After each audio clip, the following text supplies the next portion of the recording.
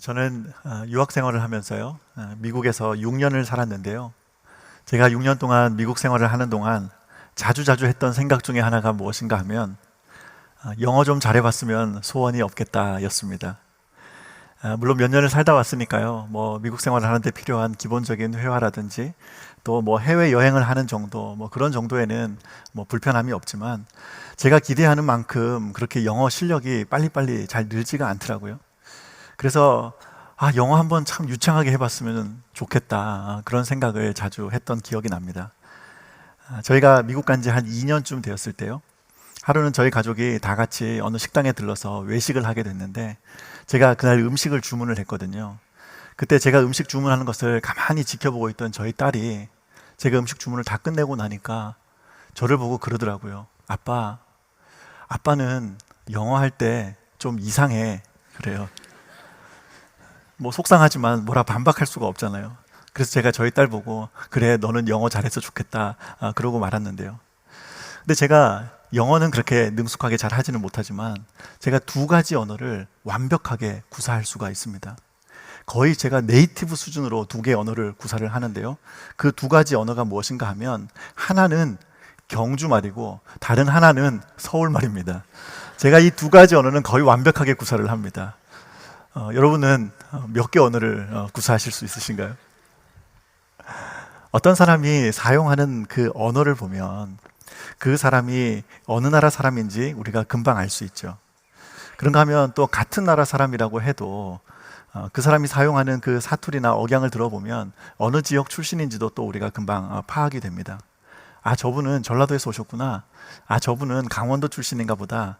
이게 그분의 말투만 들어도 우리가 이렇게 금방 알 수 있지 않습니까? 저희가 미국에 살 때 거주했던 그 텍사스도요, 미국에서 그 남부 시골 지역이거든요. 그래서 텍사스 사람들이 영어를 하면 미국 사람들은 그걸 딱 들으면 저 사람은 텍사스 남부 촌놈이구나, 단번에 알아차릴 수가 있습니다. 근데 지금 우리 시대뿐만 아니라요, 예수님께서 사셨던 시대도 마찬가지입니다. 성경에 보면 예루살렘에 살던 사람들이 예수님의 그 제자들의 말투를 듣고는 저 사람들 갈릴리 출신이구나 하는 것을 단번에 알아차리는 그런 장면이 나옵니다. 그러니까 한 사람이 하는 그 말을 들어보면 그 사람이 어느 나라 사람인지 또 어느 지역 출신인지 우리가 금방 알 수 있는 거죠. 근데 이것과 좀 비슷하게요, 한 사람이 사용하는 언어를 보면 우리는 그 사람의 그 정체성을 어느 정도 이렇게 이해할 수가 있습니다. 이게 어떻게 가능한가 하면 모든 사람들은 자신이 사용하는 그 말 속에 그 사람의 그 세계관이 담겨놔서 그렇게 묻어나기 때문에 그렇습니다. 그러니까 평소에 그 사람이 어떤 생각을 가지고 살아가는지 그 사람이 사용하는 언어를 통해서 이렇게 드러나게 되는 거죠. 우리가 그리스도인으로 살아가는 것도 어떻게 보면 우리가 사용하는 언어에서부터 차이가 난다고 할 수 있습니다. 우리가 예수 믿고 난 이후에 가장 먼저 나타나는 변화 중에 하나가 무엇인가 하면 언어의 변화입니다. 여러분, 처음 교회 나오신 분들 혹은 여기서 우리 처음 교회 다니기 시작했을 때 뭐가 제일 어색하셨습니까? 그러니까 평소에 잘 사용하지 않던 말들을 교회 오니까 막 듣게 되니까요, 그게 좀 이제 어색하고 불편하잖아요. 뭐 예를 들어서 처음 교회 나오신 분들을 향해서 우리가 뭐 형제님, 자매님 뭐 이런 표현을 하잖아요. 그럼 이제 생판 처음 교회 나오신 분들은 나를 언제 봤다고 나보고 형제래, 언제 나를 봤다고 자매래, 그런 좀 어색한 마음이 들 수 있잖아요. 예전에 어떤 분이요, 교회 다닌 지 얼마 안 되셔가지고요, 교회 우리 담임 목사님 이 표현이 이제 언뜻 생각이 안 나니까 막 고민하다가 우리 교회 주지 목사님이다 이렇게 이제 소개했다는 뭐 그런 이야기를 한 번 정도는 다 들어보셨을 거예요. 몇 주 전에요, 저희 교회 어떤 정치인 한 분이 저희 교회 예배에 참석을 하셨어요. 예배를 마치고 나서 제가 로비에 서서 이렇게 인사를 나누고 있는데 그분이 이제 예배를 마치고 나오시면서 제게 인사를 하시더라고요. 처음 딱 뵙는 순간에 그분이 인상도 참 좋으시고 뭔가 이렇게 좀 예사롭지 않은 분이다, 그런 제가 생각을 하면서 그분과 짧은 시간이지만 그렇게 인상 깊게 인사를 나눴던 기억이 나는데요. 근데 제가 뭐 사실 그분의 어떤 정치적인 배경이나 또 능력에 대해서는 전혀 알 수가 없잖아요. 제가 뭐 정치 쪽을 제가 잘 아는 것도 아니고 더군다나 뭐 처음 만난 분이니까 뭐 그분에 대해서 제가 뭘 알겠습니까? 근데 그분이 저를 딱 보시고 제게 이렇게 딱 인사하시는 한마디 말씀을 듣고 제가 이분은 교회 다니시는 분은 아니구나 하는 것을 제가 단번에 알 수 있었습니다. 여러분, 제가 어떻게 알았을까요? 그분이 저랑 인사를 하시면서 제게 이렇게 인사를 하시더라고요. 목사님, 오늘 목사님 설교를 들으면서 제가 큰 감명을 받았습니다. 이렇게 말씀하시더라고요. 여러분, 이분이 교회를 다니시는 분이었으면 어떻게 말씀하셨을까요? 그렇죠. 목사님, 오늘 은혜 많이 받았습니다. 아마 틀림없이 그렇게 말씀하셨을 거예요. 그래서 오늘 큰 감명 받았습니다. 그 말씀하신 걸 듣고 이분은 교회인은 아니구나 하는 것을 제가 단번에 알게 된 거죠. 이것처럼 이 언어라는 것이요, 한 사람의 정체성을 드러내는 아주 중요한 도구가 되는 것입니다. 그래서 소원하기는 오늘 여기 모여있는 이제 우리 모두는 우리 입에서 나오는 모든 말을 통해서요, 그리스도인으로서의 그 정체성을 드러낼 수 있는 그런 신실한 하나님의 사람들이 다 될 수 있기를 주님의 이름으로 축원드립니다. 누군가 우리가 하는 그 말을 듣고 저 사람 어느 지역 출신인가 보다, 그것을 알기 이전에 저분은 교회 다니는 사람인가 보다, 저 사람은 예수 믿나 보다, 그것이 우리의 언어 생활을 통해서 드러나게 되는 그런 은혜가 있기를 간절히 소원합니다. 오늘은 이런 관점에서요, 믿음의 사람으로서 이 땅을 살아가는 동안 우리가 사용하는 언어와 관련된 중요한 영적 교훈을 본문에서 함께 살펴보고 은혜를 나누고자 합니다.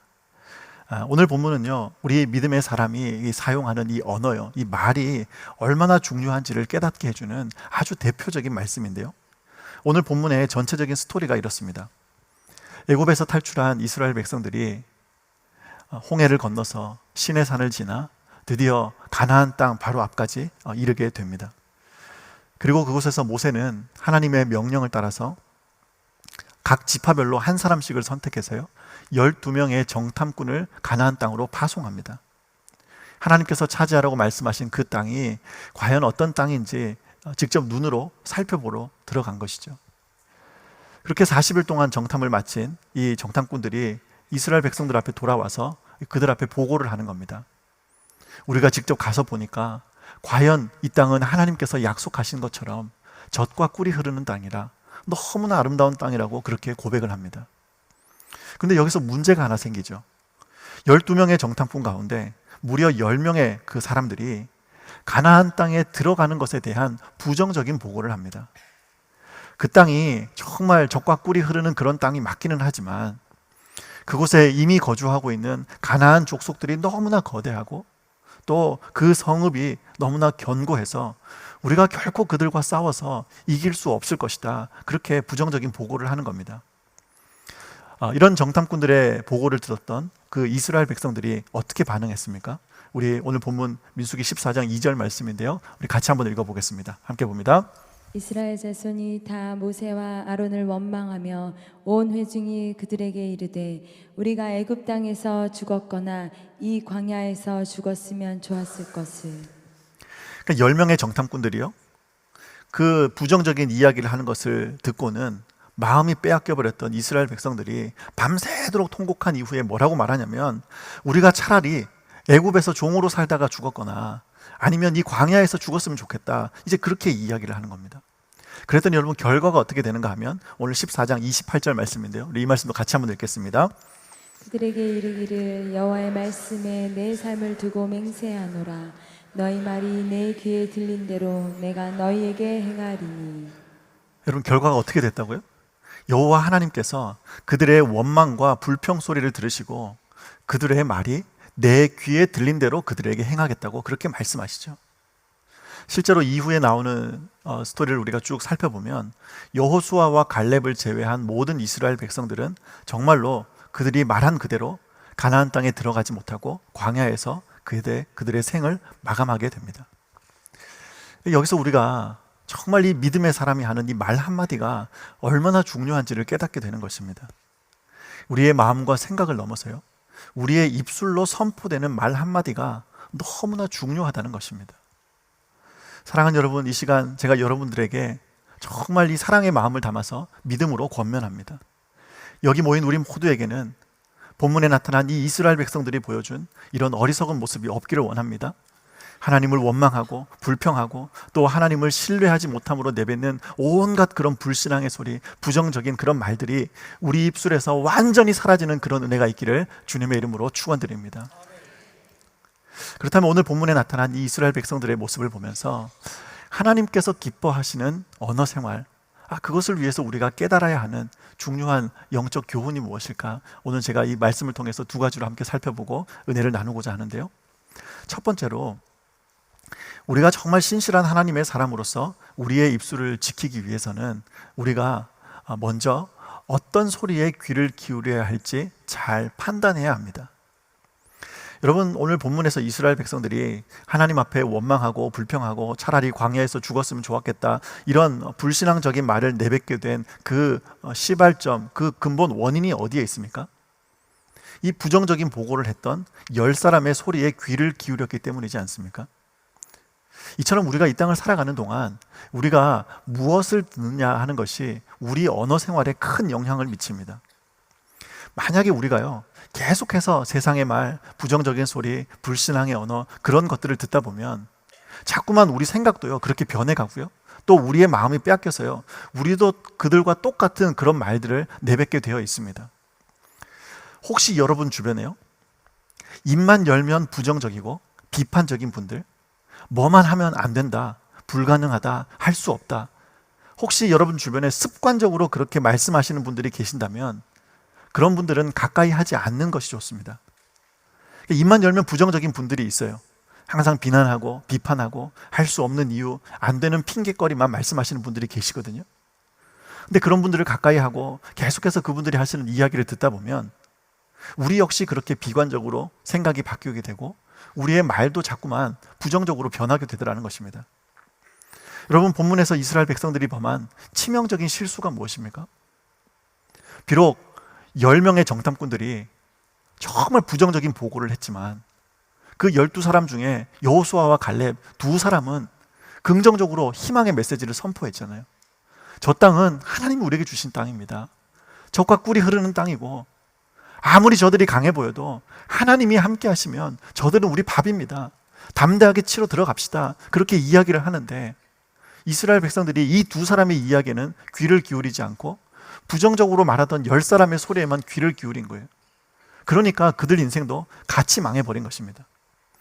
그래서 우리 믿음의 사람은 항상 불평, 불만, 원망, 걱정, 염려의 소리가 아니라 은혜, 감사, 찬양, 기쁨의 소리에 늘 귀를 기울이고 살아야 할 것입니다. 여러분, 이런 관점에서 볼 때요, 우리가 용인제일교회 성도라는 것은 정말 큰 축복입니다. 제가 지난주에 신방을 하는데요, 최근에 우리 교회에 오신 세 가족이세요. 이분들이요, 우리 교회 와서 막 너무너무 행복하다 하시더라고요. 그래서 뭐가 그렇게 행복하세요? 뭐가 그렇게 좋으세요? 그랬더니 그냥 다 좋대요. 뭐 다 좋다는데 제가 뭐 할 말이 없잖아요. 그래가지고 이분들이요, 교회가 너무 좋으니까요 맨날 교회 오고 싶고 교회 오면 또 집에 가기 싫고 그러시대요. 그러면서 하시는 말씀이, 우리 교회는 와보니까 만나는 성도님들마다 모든 분들이 다 우리 교회 자랑하고 우리 목사님 칭찬하고 우리 장로님들 칭찬하고 그런 이야기만 자꾸 듣게 되니까 자기는 교회에 와 있기만 해도 기분이 좋다는 거예요. 그래서 그냥 자꾸 교회 가고 싶고 교회 오면 집에 가고 싫고 이제 그렇다고 하시는 거예요. 여러분, 우리 교회가 가지고 있는 많은 장점들이 있는데요, 그 중에서도 우리 성도님들의 입술에서 기쁨과 희망의 소리, 감사와 또 칭찬의 언어가 넘쳐난다는 것은 정말 큰 축복인 줄 믿습니다. 제가 우리 교회를 섬기면서요, 항상 이 마음이 행복한 이유가요, 우리 성도님들 가운데 저한테 찾아와가지고, 목사님, 교회가 이래서 됩니까? 목사님, 그렇게 해서 되겠습니까? 우리 교회는 이래서 문제고 저래서 문제고, 이렇게 말씀하시는 분을 한 번도 본 적이 없어요. 물론 제가 안 보는 데서 하실 수는 있겠지만 아무튼 저한테 와서는 그러시는 분이 안 계시거든요. 그러니까 그냥 교회 사역하는 게 늘 즐겁고 행복한 겁니다. 여러분, 저는 이것이 우리 교회가 가진, 그리고 우리 교회가 계속해서 이어가야 할 정말 귀하고 아름다운 문화라고 믿습니다. 에베소서 4장 29절 말씀인데요, 우리 이 말씀도 같이 한번 읽어보겠습니다. 함께 봅니다. 무릇 더러운 말은 너희 입 밖에도 내지 말고 오직 덕을 세우는데 소용되는 대로 선한 말을 하여 듣는 자들에게 은혜를 끼치게 하라. 아멘. 여러분, 이 말씀이 우리 모두에게 그대로 적용되는 은혜가 있기를 바랍니다. 우리 입에서 나오는 모든 말들이 다른 사람에게 은혜를 끼치게 하는, 그래서 말하는 사람이나 듣는 사람이나 항상 우리 귓가에 은혜, 찬양, 감사, 기쁨의 소리가 넘쳐나게 되기를 우리 주님의 이름으로 간절히 축원드립니다.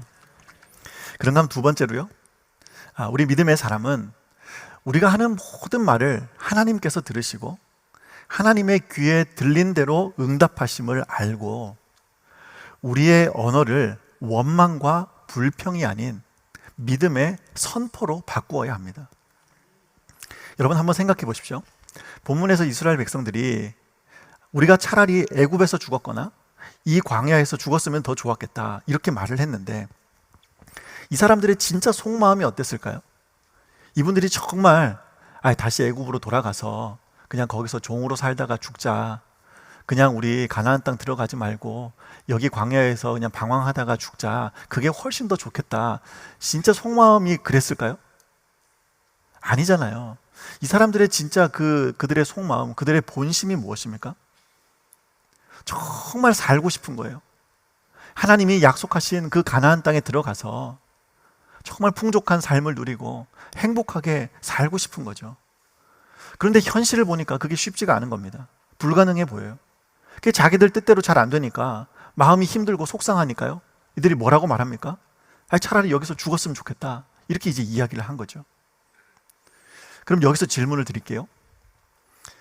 지금 애굽으로 돌아가서 종으로 살다 죽든지 광야에서 그냥 죽었으면 좋겠다 이렇게 이야기하는 이스라엘 백성들의 그들의 본심이요, 그들의 진짜 속마음은 오히려 가나안 땅에 들어가서 정말 행복하게 잘 살고 싶다 하는 그들의 그 속마음을 가지고 있다는 것을 우리 하나님께서 아실까요? 모르실까요? 그렇죠? 하나님께서 그들의 마음을 다 아시는 거예요. 진짜 속마음은 들어가서 살고 싶은데 말로는 차라리 여기서 죽었으면 좋겠다 이렇게 한다는 것을 하나님이 아신다는 거예요. 그럼에도 불구하고 하나님께서 뭐라고 말씀하시냐면 그들의 말이 하나님의 귀에 들린 대로 그들에게 행하시겠다고 말씀하시는 겁니다. 그래서 여러분, 우리 믿는 사람들의 언어 생활이 바뀌어야 돼요. 이스라엘 백성들처럼 우리의 입술로 부정적이고 또 원망하는 그런 말을 내뱉는 것이 아니라 우리가 처한 상황과 환경이 어떠하든지 긍정적이고 또 희망적인 그런 메시지를 선포할 수 있어야 합니다. 근데 여기서 우리가 생각해야 될 또 한 가지 중요한 것이 뭐냐면 그냥 단순히 어떤 긍정적인 메시지, 희망적인 말을 그렇게 해야 한다, 여기에서 그쳐서는 안 됩니다. 한 걸음 더 나가서요, 우리 믿음의 사람은 우리가 사용하는 그 언어가 단순히 어떤 긍정적인 언어요, 희망적인 메시지가 아니라 말씀에 근거한 믿음의 선포가 되어야 한다는 것입니다. 여러분, 히브리서 11장 1절 2절 말씀인데요, 우리 이 말씀도 같이 한번 읽겠습니다. 함께 봅니다. 믿음은 바라는 것들의 실상이요 보이지 않는 것들의 증거니 선진들이 이로써 증거를 얻었느니라. 아멘. 히브리서 11장을요 우리는 믿음장이라고 합니다. 그런데 여기 보니까요, 믿음을 뭐라고 하냐 봤더니 믿음은 바라는 것들의 실상이래요. 여러분, 실상이 뭐예요? 실상이라는 것은 현재의 모습이죠. 지금 현재 그 상황, 현재 있는 그 모습 그대로가 이제 실상이지 않습니까? 그런데 믿음은 바라는 것들의 실상이다 이렇게 말씀하거든요. 그럼 여기서 말씀하시는 바라는 것들의 실상이 뭘까요? 내가 바라는 어떤 것? 내가 희망하는 것? 내가 원하는 화려하고 아름다운 미래? 내가 꿈꾸는 장밋빛 인생? 그런 게 아니에요. 여기서 말씀하시는 이 바라는 것들의 실상이 무엇인가 하면 하나님께서 꿈꾸시고 하나님께서 소원하시며 하나님께서 바라시는 것들의 실상이라는 의미입니다. 이걸 종합해보면 이렇습니다. 믿음이라는 것은 현재 우리가 처한 실상이 어떠하든지 하나님께서 우리를 보시며 꿈을 꾸시고 우리를 통해 이루기를 원하시는 우리 하나님께서 바라시는 것들의 실상을 붙잡는 것, 그것이 믿음이에요. 소원하기는 오늘 여기 모인 우리 모두에게 이 믿음이 있기를 원합니다. 그래서 여러분, 우리 자신이나요, 우리 가정이나 우리 자녀들이나 사업장이 마주한 상황이 어떠하든지 그 실상을 바라보면서 신세 한탄하고 저주하고 마치 이스라엘 백성들이 한 것처럼 그냥 하나님께 원망하고 불평하는 것이 아니라 우리의 입술을 열어서 하나님께서 바라시는 것들의 실상을 믿음으로 선포하며 나아가는 우리 모두가 될 수 있기를 바랍니다. 지금 이 제 모습이 저의 실상이잖아요. 제 실상을 이렇게 보면 아무것도 아니잖아요. 보잘것없는 사람이에요. 그럼에도 불구하고 믿음으로 선포하는 것입니다. 하나님께서 저를 통해 행하실 놀라운 일들, 하나님께서 기대하시는 바 저를 통해 이루실 놀라운 꿈, 비전, 이런 것들을 믿음으로 바라보고 고백하는 것입니다. 여러분 자녀들의 실상은 어떻습니까? 볼 때마다 속상하시죠? 답답하잖아요. 여러분 자녀들의 실상을 보면 옆집 아들에 비해서 늘 부족하고 늘 못난 것이 우리 아들이지 않습니까? 애들 바라보면 얘네들 자기 앞가림이나 제대로 할 수 있을까? 이렇게 세상 물정 몰라가지고 이 험난한 세상에서 어떻게 살아갈 수 있을까? 그런 걱정 하시잖아요. 저만 그런 걱정해요? 그런데요, 믿음은 바라는 것들의 실상이래요. 하나님께서 이 아이를 이 땅에 보내셨으면 분명 하나님께서 우리 아이를 통해 행하실 놀라운 하나님의 꿈과 비전, 하나님이 바라시는 사명이 있음을 믿고 그 믿음의 눈으로 우리 자녀들을 바라보는 것입니다. 감리교회 창시자인 요한 웨슬리라는 분의 어머니가요, 하루 일과를 마치고 잠들기 전 항상 아이들을 다 불러놓고 이렇게 늘 문답하는 시간을 가졌답니다. 어머니가 묻습니다. 얘들아, 너희가 누구냐? 그러면 애들이 이렇게 답합니다. 우리는 위대한 어린이들입니다. 다시 어머니가 묻습니다. 누가 너희를 위대하다 했느냐? 하나님께서 우리를 위대한 사람이라고 하셨습니다. 그러면 너희는 지금 무엇을 하고 있느냐? 예, 우리는 지금 역사를 창조하고 있습니다. 그 일을 누가 하게 했느냐? 우리를 위대하게 쓰기를 원하시는 하나님께서 하게 하셨습니다. 이렇게 서로 대화를 주고받고 아멘으로 고백한 이후에 함께 잠자리에 들었더라 하는 그런 이야기입니다.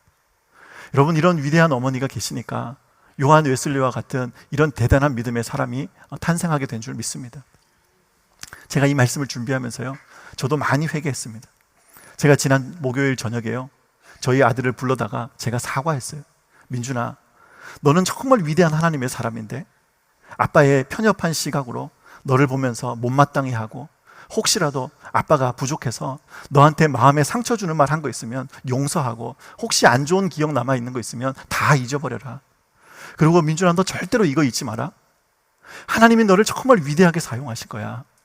제가 그렇게 이야기를 했어요. 그랬더니 이 애가요, 감동을 받아가지고요, 울먹울먹 하면서요, 아빠 감사합니다. 제가 앞으로는 위대한 하나님의 사람으로 살겠습니다. 이렇게 얘기하면 참 좋겠는데 멀뚱멀뚱 서가지고 우리 아빠가 왜 이러지? 우리 아빠가 어디 아픈가? 그러면서 저를 쳐다봐요. 그래도 그냥 계속해서 알려주는 거예요. 민준아, 너는 위대한 하나님의 사람이야. 너 평생 사는 동안 이거 잊어버리지 마라. 하나님이 너를 귀하게 여기시고 하나님이 너를 위대하게 말씀하신다는 것을 너 절대로 잊어버리지 마라. 계속해서 가르쳐주고 선포하는 겁니다. 여러분, 제가 요즘 매주마다요, 주일이 다가오면 가슴이 두근두근 거려서 얼마나 이 부담이 되는지 몰라요. 지난주에 강사 목사님 다녀가셨잖아요. 저는 혼자 한 주 휴가 받은 기분이었습니다. 어떤 분이 저를 보고 그래요. 목사님 이제 한 2달 정도 돼가니까 많이 이제 주일 준비하는 거 많이 익숙하고 편안해지시죠? 그래요. 근데 사실은 시간이 지날수록요, 점점 더 부담이 돼요. 한 주 한 주 말씀을 전하고 준비하는 것이 얼마나 부담인지 모릅니다.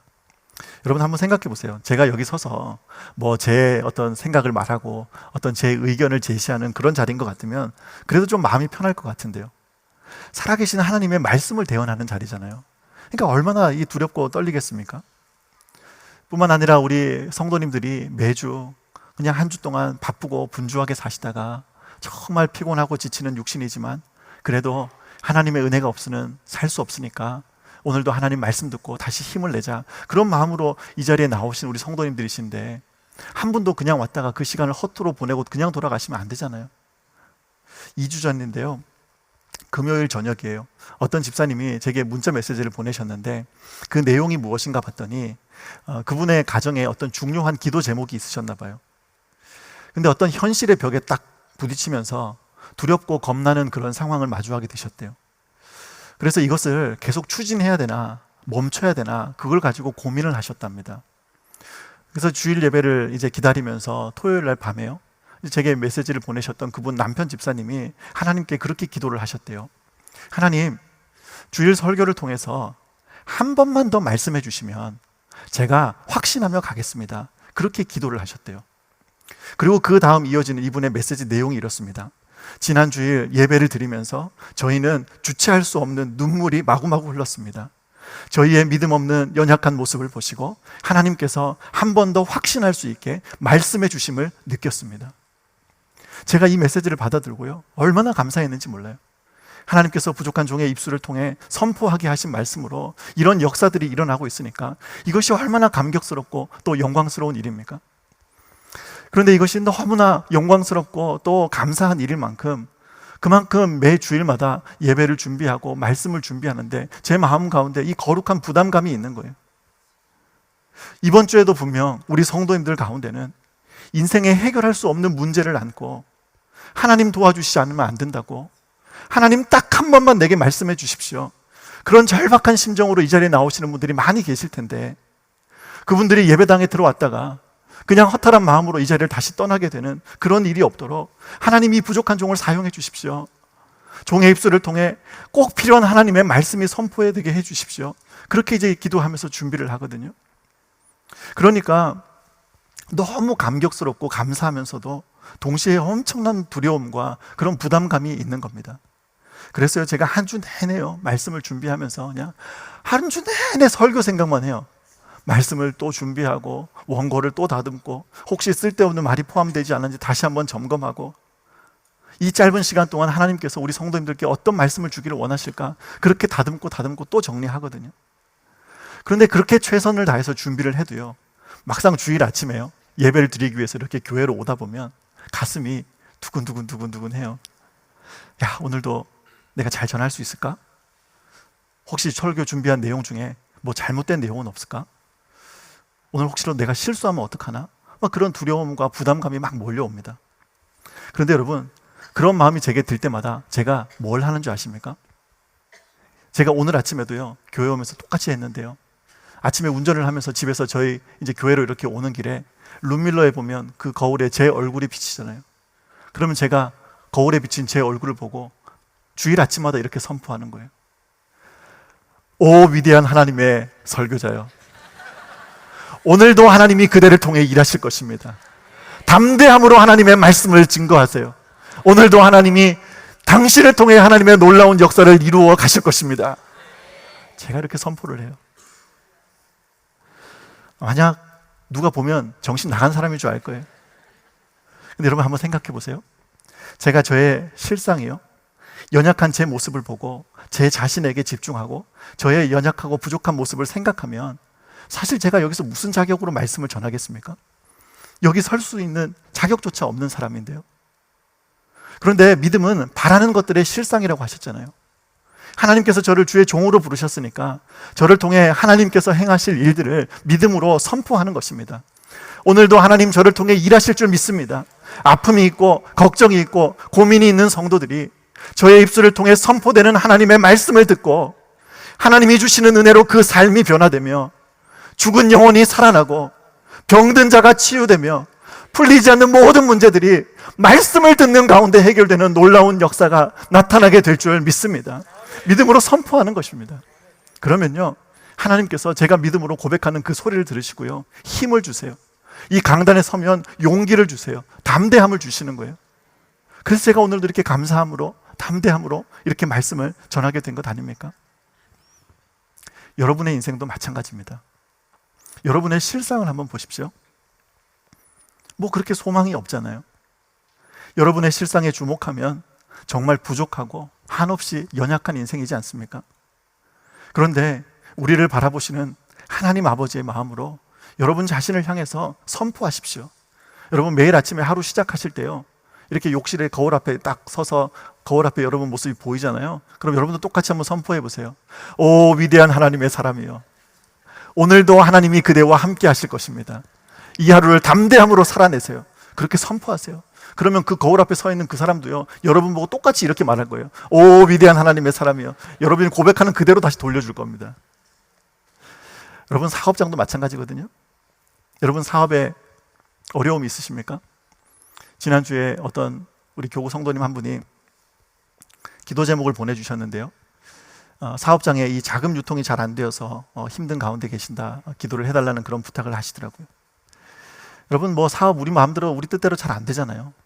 근데 여러분 하루 아침을 시작하면서요, 여러분 사업장에 이렇게 들어가시면서요, 여러분 사업장 문 앞에 딱 서서 그냥 믿음으로 이렇게 선포하십시오.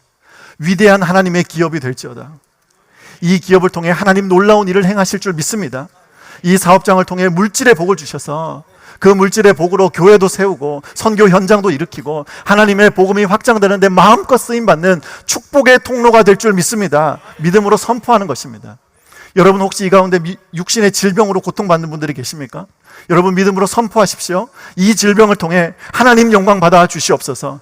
내 몸 안에 있는 모든 질병들이 다 떠나가게 하시고 지금도 살아 역사하시는 하나님, 그 기적의 하나님을 체험하여서 내가 살아계신 주님을 간증하는 간증의 주인공이 되게 하여 주시옵소서. 여러분 그렇게 우리가 선포할 때 하나님께서 우리 믿음의 고백을 들으시고 반드시 그대로 이루어 주실 줄 믿습니다. 여러분 우리 교회도 마찬가지예요. 여러분 제가 앞서서 우리 교회 자랑을 좀 많이 했지만요, 우리 교회라고 왜 부족한 점이 없겠습니까? 그런데 연약한 우리 교회의 실상을 바라보고 그것만 보면서 한숨 쉬고 불평하는 것이 아니라요, 하나님의 꿈을 안고 믿음으로 선포할 수 있기를 바랍니다. 우리 교회의 미래를 기대하고 지금보다 더 큰 꿈을 꾸며 하나님께서 우리 담임 목사님과 또 우리 온 성도들을 통해서 어떤 비전을 주시고 어떤 놀라운 일들을 이루어 가실지 기대하며 하나님께서 바라시는 것들의 실상을 믿음으로 선포하는 것입니다. 그러면 하나님께서 우리의 이 사명 50년을 더욱더 귀하고 아름답게 사용하실 줄 믿습니다.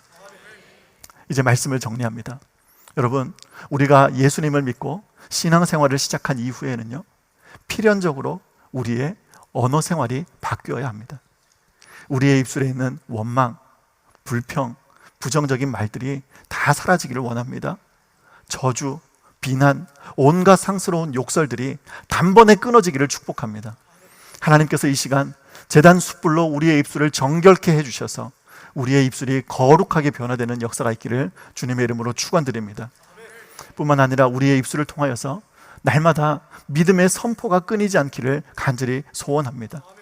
우리가 마주한 어떤 실상에 주목하는 것이 아니라 하나님께서 바라시는 그 실상을 믿음으로 선포하는 우리 모두가 될 수 있기를 원합니다. 그럴 때 우리의 모든 믿음의 고백을 들으시는 우리 하나님께서 우리가 선포한 그것을 그대로 이루어 주셔서 그런 놀라운 은혜와 놀라운 축복의 역사가 저와 여러분 가운데, 우리 가정과 자녀들 가운데, 우리 교회와 한국교회 가운데, 이 나라와 이 민족 가운데 그대로 나타나게 되기를 우리 주님의 이름으로 간절히 축원하고 축복합니다. 아멘.